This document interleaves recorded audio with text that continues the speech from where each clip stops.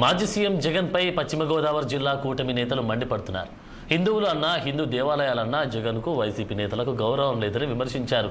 శాసన మండలిలో భగవంతుని ఫోటోలు పెట్టుకుని చూపించడం హాస్యాస్పదంగా ఉందన్నారు. గత ప్రభుత్వంలో 300 దేవాలయాలపై దాడి జరిగిందని చెప్పారు. తిరుపతి లడ్డూలో కల్తీ జరిగిందని తప్పు ఒప్పుకుంటే ఆ భగవంతుడు క్షమిస్తానన్నారు. లేని పక్షాన గతంలో 11 సీట్లకు అంకితమైన వైసీపీ పార్టీ రానున్న రోజుల్లో ఇంకా దిగజారే ప్రమాదం ఉందన్నారు.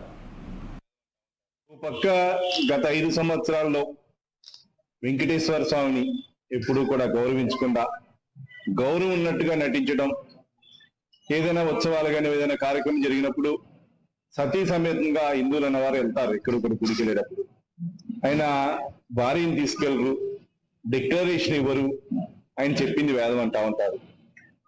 అట్లాంటి వ్యక్తి గతంలో కూడా చూసాం మనం. గత 5 సంవత్సరాల్లో తిరుపతి లడ్డు విషయంలో జరిగినటువంటి ఏదైతే ఆ నెయ్యి విషయంలో కల్తీ జరిగిందని, ఎక్కడ కల్తీ జరగలేదని మాట్లాడట్లేదు వాళ్ళు. రాబోయే రోజుల్లో అయినా ఆ భగవంతుని గౌరవిస్తే రాబోయే రోజుల్లో నీకు కూడా గౌరవం ఉంటుంది. ఆ గౌరవం మానేసి ఆ భగవంతుని గౌరవించకుండా భగవంతుని మీదే రాజకీయం చేద్దాం అనుకుంటే ఈ 11 సీట్లల్లా పోయి కింది సీట్లకు మారిపోద్దో కూడా మీరు చెక్ చేసుకోవాలా. సంబరాల రాంబాబు, ఏ రాంబాబు? సంబరాల రాంబాబు.